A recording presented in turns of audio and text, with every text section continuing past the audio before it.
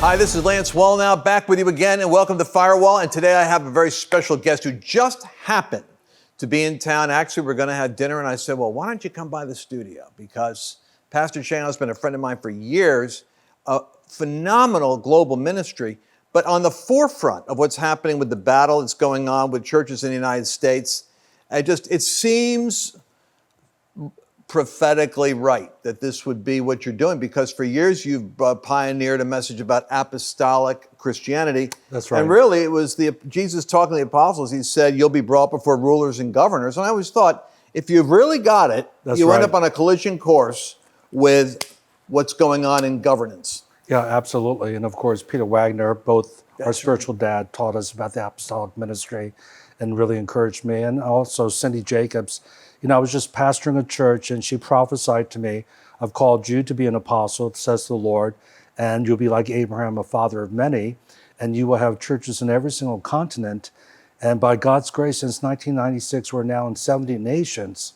But the Lord spoke to me in 2018 to turn my heart back to the United States, not knowing that I was going to be senior pastor again in 2019, not knowing that I'll end up suing the governor of California in 2020. And your focus was on churches, and it was on planting churches. It was missions. It was planting churches internationally. That was our whole thing, to establish apostolic centers in world-class cities around the world. And so we have booming ministries in India, for example, 20,000 plus in Uttar Pradesh, one of the most unreached parts of India.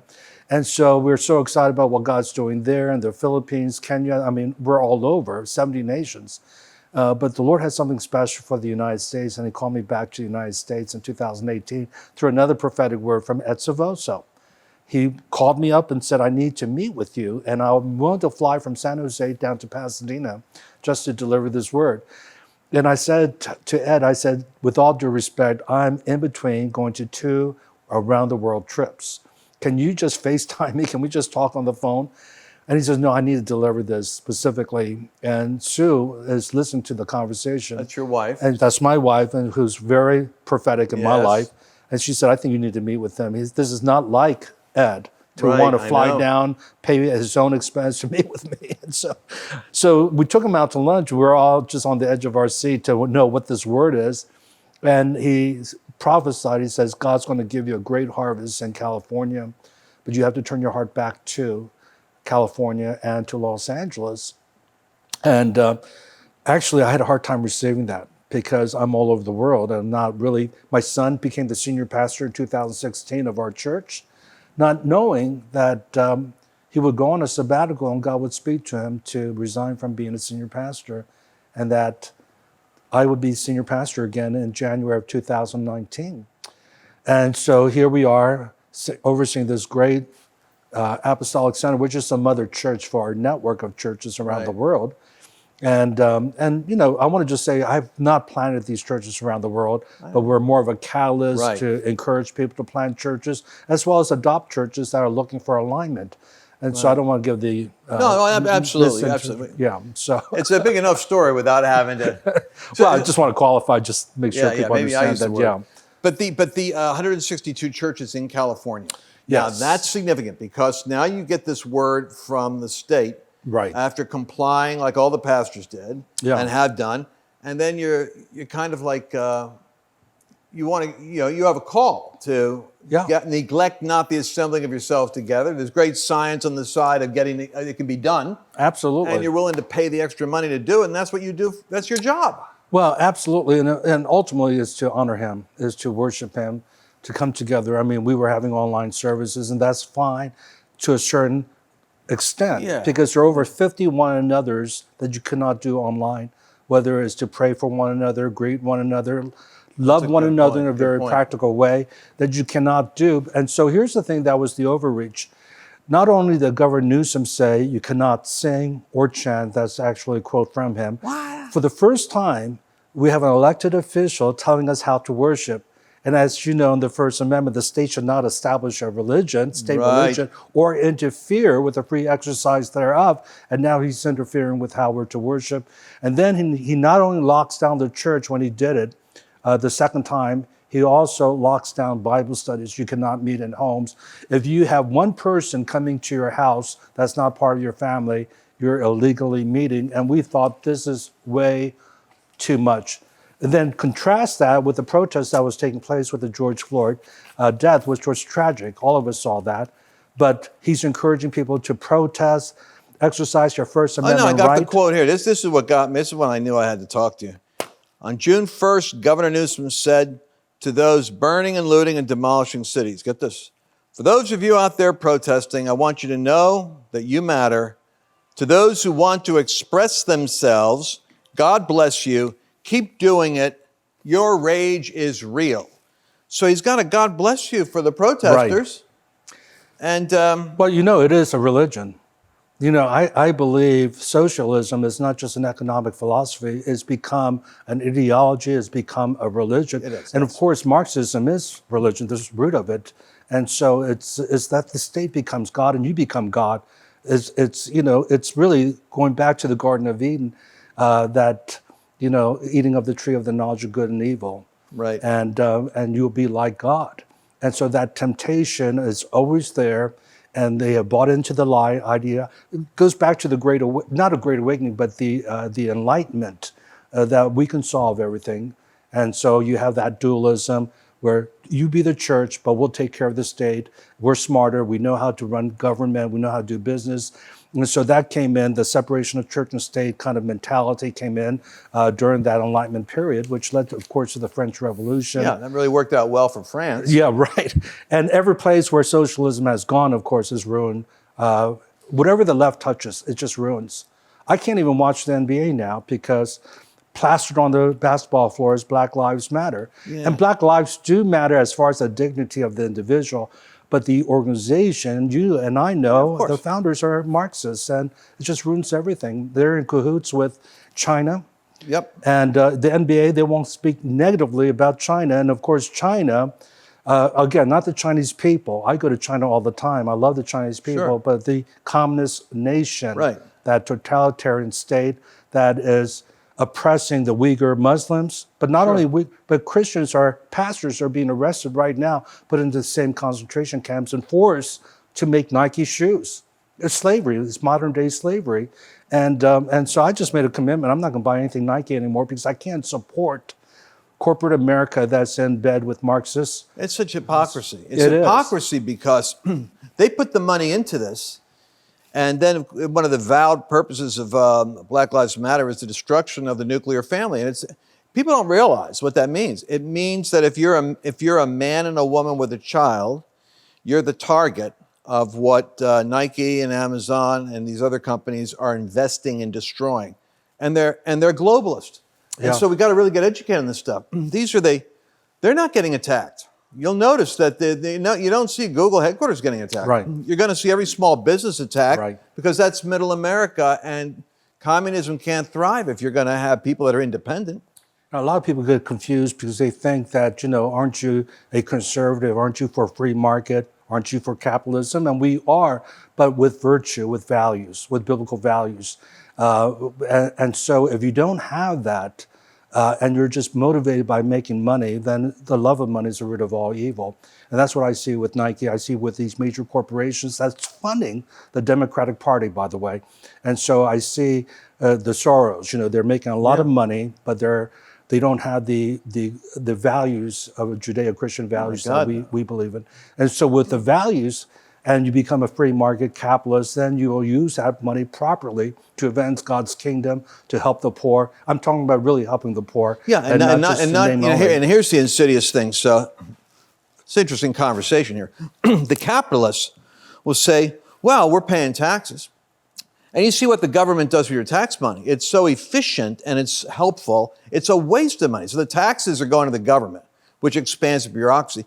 And they're saying, well, people can make wealth in the stock market, but let's be honest about it. The manufacturer, the laborer, the person who needs the money the most to get from poverty to the middle class or to move up in the middle class, they're not big Wall Street investors. That's right. That's the rich getting richer. And so you have this rich getting richer off of that. Trump came along and he said this, and I don't think, I could almost lose my Holy Spirit sanctification with what people, Christians that don't understand Trump. But he says, I don't have any donors. Do you guys know what that means? People can figure it out. He was saying, I don't represent a single Wall Street company. I don't represent anything but America. Right. And I'm here to get the jobs and the manufacturing back. The reason why these guys are paying Black Lives Matter to go riot and Antifa is getting funded by somebody is because the anarchy helps, they think, to help get Trump out of office. They can go back to business as usual. Oh, yeah. Well, you know, he was on fumes actually in 2016. As you know, you wrote the book, The Chaos Candidate. He was just getting money from blue-collar workers that were supporting him. With Hillary, with her $1 billion war chest, and he just had half of that. And yet he pulled it off because, bottom line, people were out there voting. And I feel, Lance, this election is probably the most historic, consequential election in the history of America. And, you know, you and I have studied American history. I was a history major at the University of Maryland, and I feel this is the most important election. And I just want to appeal to believers, evangelical believers. We missed it on the 2018, like 20 million evangelical voters did not show up, and we lost a House, and they've been impeaching. And 20 million didn't show up, and we still have 25 or 30 that are not registered to vote. That's right. And so I want to encourage you to register and vote biblically, vote based on the values that the Bible teaches. And of course, unfortunately, it's predominantly now, when you look at the platform of the Democratic Party, there's no way I could vote for abortion up to the 9th month abortion period. But I mean, they've gone so extreme, it's crazy. I mean, we're talking about infanticide, you know? Yeah, I mean, it's like it's a child. It is a child. It's a child. And we know with modern medicine that a child can live after 3 months outside of the womb, and yet up to the 9th month or the 8th month, you want to take that life. All my kids were like 2 weeks to 3 weeks early, you know? It's just part of life. And yet it's just madness that we're living in, where people think this is good, this is, you know, and Isaiah 5:20 says that will come a time where people will call good evil, evil good, darkness light, light darkness. And that's where we're at, is that they think they're being really good by saying we're going to take care of your health care, we're going to take care of your college tuition, we're going to having the greening of America. How we're going to afford that is not, just doesn't add up. It's crazy. Yeah, so you take we are already almost at a 28 to 29 trillion dollar. That's right, and debt. Counting. And I don't think, Americans and Christians have to sober up and understand something, that the world will let us use our dollars. We're the only people in history that can print. Don't you think Venezuela would love to go to the basement and print money and get out of this problem? Yeah. Well, you can't, because you got super inflation, and nobody wants your money because your money's monopoly money. It's worthless. Exactly. So the worst thing that could happen would be if the world would lose confidence that America actually can manage itself, and China comes along, who is right now saying this should happen, and says, I think our currency and our economy and listen, our culture is better than those nut jobs. They're blowing up their own cities. You can't trust them. Trump's not even there.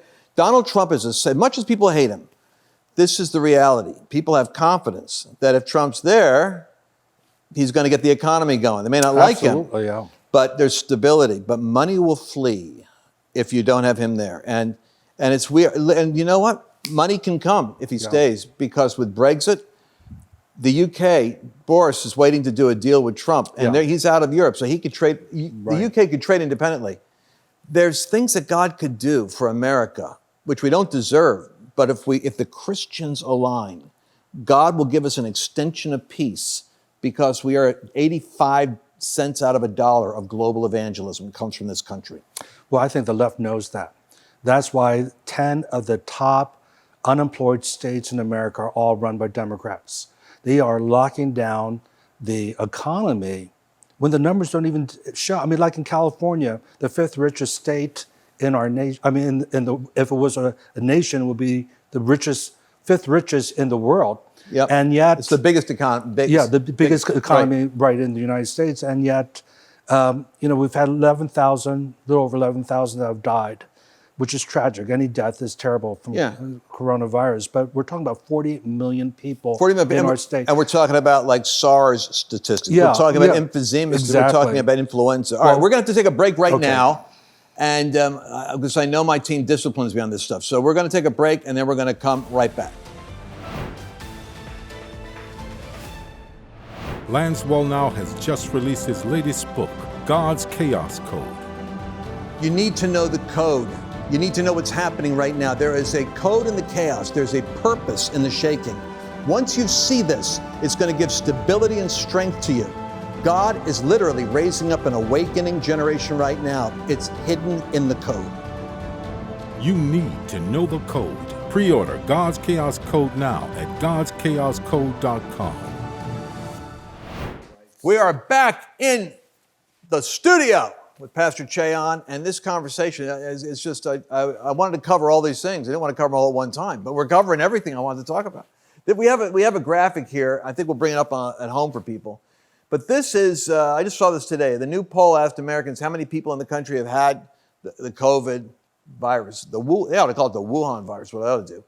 The answer is 20% they think have had it, 9% have died. And look at those little dots. That represents the trauma that Americans have gone through. The reality is it's 1%. Yeah. And that's the green dots, and then you got 0.04%, and that little red dot, it's the statistical dot, proportionate to how much that represents on the map. But in reality, in California... Well, California, we're talking about 0.0002% chance that you will die of COVID. Now, if you even take the 78 years old and above, which is comprises 45% who've died in California, if we just quarantine the elderly, those with underlying condition, and just open up the economy, we would be doing just fine. But I believe that Newsom and the other Democrats of the 10 highest unemployed states have an agenda to lock down the economy because they know that will make Trump look bad, and they're doing everything possible. They're trying to hit the Achilles heel because they know Trump has brought our nation. Absolutely, it is so wicked. You know what it's like doing? It's evil under the sun. It is. It's like it's hurting America. That's how selfish they are. People in order to slander someone else. Well, and to be in control. Actually, to be in control. To have control. They want to be in control, and they hate Trump, but you see no compassion towards the people. I mean, we have people in our church that have lost their jobs, lost their businesses, and there's just no compassion for them. I mean, I feel more for them than I do about us, saying we're still going to meet as a church, because at least we have people who are giving their tithes and offerings, and we're meeting. So the lockdown hasn't really hurt the church overall in California, but it's really hurt people. And there's some interesting data on this, Che, that Mark Nuttall is a friend of, do you know Mark? Mark's an economist advisor. And so 54% of America actually, from Social Security to unemployment to working as in the military or the Postal Service or the government, 54% of Americans get a government check. So that means that they're relatively unaffected. So that's part of the illusion of stability. The 70% of the economy that's driven by self-employed small business. That's right. Is where the tax money comes from. Right. It's not Wall Street and the corporations. You have the lion's share is all the franchises that you see getting blown. You see the bricks going through those windows. It's the Subways. It's the Starbucks franchise. So those small businesses are driving 70% of the economics, but they're getting slaughtered because they can only last so long. The government, the trillions of dollars that have been allocated, have not been intelligently distributed for small businesses. You got, multiple millions going to the Kennedy Center or to NPR radio. I mean, it's really, it should drive us nuts that with a country in the dangerous debt situation we're in, that there are Democrats earmarking, we will only accept this $1 trillion package to help people if we get a couple of $100 million for our friends. But I mean, this stuff's real. Well, I think the devil has overplayed his hand. And so I know that Satan comes to steal, kill, and destroy. And what's happening in California is that I think we're going to see a real shift take place, because I think people who are predominantly Democrats in California, as you know, Hillary won the popular vote by 3 million, most of it from California. And so we're talking about people that are fed up with this liberal left agenda. They've been so hurt by this coronavirus. I think they're going to shift and vote for Trump. I think the moms who can't send their kids to school because the schools are locked down in California, I think they're going to shift. Schools are locked down. Yeah. I hate to say this, but the teachers' unions, oh my goodness, are getting paid, are negotiating for a pay increase, and are not even working. And Exactly. the California families now, here's you saw what happened in New York. So with Cuomo, he was trying to lead and do the same thing. Right. But you see, I think the Californians are like so laid back. You are kind of cool. You're chill that way. Yeah, But right. in New York, you want to get an earful, you get a mother in Brooklyn or Queens. You get a Democrat Right. who is mad at you in government. Right. Brother, you repent. And he repented. He said, oh, well, wait, was I thinking? Of course they were going to get back to school. Exactly. Well, I think you have a lot of ticked off mothers in California now. Okay, mothers in California, make the phone call. Absolutely. And, the Lord spoke to me when I came back to California in 2018, that California will one day be a pro-life, pro-family state.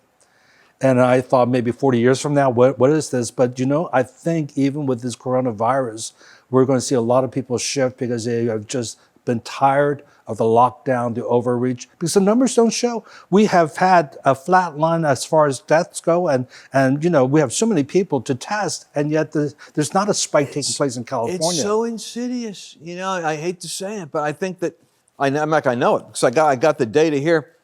I believe that they're extending the virus resolution till, like, they're saying, well, when is it going to end? I listened to someone in California today. They said, well, we have a vaccine. We don't have a vaccine for anything else, and you're not shutting down the economy. Exactly. So it's becoming a tool for control. Yeah. It's becoming a tool, I think, to block people from being able to go to polling stations, Right. so that they can control the ballot box by mail. And here's the biggest lies. They're saying we're going by science, by data. And even Joe Biden said, if the scientists tell me, I'll lock down as soon as I become president to deal with this. But there are other scientists, like psychologists and psychiatrists. What about mental health? What about the suicides that are taking place, the drug overdose, alcoholism? What about domestic violence, child abuse that are taking place? As a pastor, things are off the charts of counseling needs. No doubt. And there's a ratio. And I'm listening to a progressive liberal today. Yeah. Who was on the video. Actually, it was a lesbian progressive liberal, and she's talking with Rob McCoy. She's on his team because she's furious at what the government's doing. And she said she's in therapy. She works with a therapist, and that for every $10 million of financial burden in the country, there is a corresponding suicide ratio. So debt and distress, which from the opioid crisis was, it hit the manufacturing part of America, the Rust Belt, Right. massively because of the depression that people were under, coping when they're unemployed, have no money, have no self-respect, and no purpose. Right, exactly. It was bad in 2008. This is much worse. And so we're seeing the overdose. Washington Post had an article about the percentage of people who have died from drug overdose since the COVID-19, since the lockdown. And it's just like every month is doubling since like April. And this is Washington Folks, Post. that's the science. Yeah. You get what we're saying? Yeah, right. It's not that we're being, Bible-thumping Neanderthals. It's like the science dictates that people are playing games. See, he has knowledge. He's getting information, Governor Newsom and other Democratic governors. But they don't have wisdom, because it's more than just, going based on some scientist, some medical doctor. You have to take everything into account. And of course, this lockdown has been so damaging. I feel people need to rise up. Their civil rights have been abused. Well, yeah, and besides this, science would say, take a look at Sweden. Yeah. Take a look at the countries that said, the heck with this. We're just going to we're going to take our older people, quarantine them. Exactly. We're going to have social distancing. We'll do the sanitizing thing, but we're business, open up, and compare them to like Norway or to other countries that follow. Even in our churches, we have 160 churches in ministry now. One person have died of COVID. We've had some that did get COVID in one particular church, the pastor and the staff, but they all survived. we've not had one case in our church as well, because what we've done is that, look, it's not like we're just meeting haphazardly. We mitigate, we encourage all those with underlying condition, no matter what age, stay at home. We take everyone's temperature as they come into the building for worship. They're wearing masks. Pay attention to this. So this is what they go through. And by the way, they have a phenomenal. You have the Ambassador Auditorium. Ambassador Auditorium. I mean, this is where I always say, I'm always advertising for you. This is where Frank Sinatra and Celine Dion sang here. This is the symphony's been here. Pavarotti, I even watch episodes before... of Columbo. I'm looking at I'm going, Annabelle, look, I filmed that at Chase Place. That's right. Frank Sinatra sang there. Pavarotti, before he passed away, he did his last solo opera there. It's like an opera with gold baffles and emerald wall, and the world's longest singular mahogany, rail on a stair. Anyway, so what do you got to go through to get people in church? Well, we have to sanitize the whole building. The expense of opening that place up, so it's actually a hassle to meet, but we feel that we're pleasing God, we're honoring Him, and hopefully we're taking a prophetic stand to encourage other pastors, because here's the point I want to make. 2 Timothy 1:7, we quote it all the time, God's not given us a spirit of fear, but power, love, and a sound mind. That word fear is not the normal Greek word, which is phobia, used in other passages. It is the Greek word dileia, which means cowardice. Being a coward. I want to hold on that thought right there. God hasn't given us a spirit of cowardice. He's given us a spirit of power, love, and a sound mind. Yeah. And we're going to do part 2. We're going to do a 2-part interview because there's too much to talk about here, but I'm going to be seeing you again next on our next Firewall. As a pandemic wreaks havoc and angry mobs burn our cities, Lance Wallnau explains why this is happening and takes you into the ancient text he describes as God's Chaos Code. This is the exciting sequel to Lance's best-selling book, God's Chaos Candidate, where he predicted Donald Trump would be president. God's Chaos Code predicts this exact moment in history and what is coming next. When you're in the midst of shaking and uncertainty, the one thing that can give you confidence is knowing what God has said about the time that you're in. If the Lord tells you ahead of time what's going to happen, you can be certain things are going to be working out. The Lord has given us that code in the Bible. He's told us what's coming in America, what's coming to the nations. He's literally given us the chaos code. We can understand what's happening and be awakened in the midst of it. You need to understand and get this chaos code. You need to know the code. Pre-order God's Chaos Code now at godschaoscode.com. People are always asking me, how do we get in touch with you? Or how do we find out about what you're doing and broadcasts? Well, here's the fastest way to do it. We're on Instagram and Facebook. We have a YouTube channel. And we have podcasts that are available on Google Play and on Apple iTunes. So remember, it's Lance Wallnau. The spelling's a little strange, Wallnau. And we're available on all the platforms you could possibly want. Just check us out. On next week's episode of Firewall with Lance Wallnau. So you have all these mega churches. I don't want to cast aspersion on them. I won't mention their name. But they're afraid. They're afraid, and this is where I feel that we need revival. Thank you for watching today's episode of Firewall with Lance Wallnau. For more information, visit lancewallnau.com.